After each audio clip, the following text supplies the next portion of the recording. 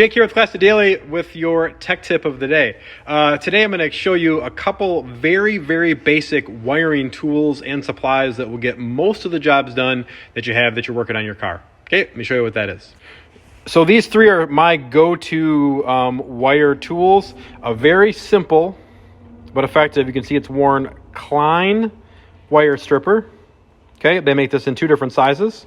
A Channellock blue handled wire cutter and crimper. So there's two different spots of crimping on that, there and there, for uninsulated, which those are, and then insulated, which you should never do because they're terrible.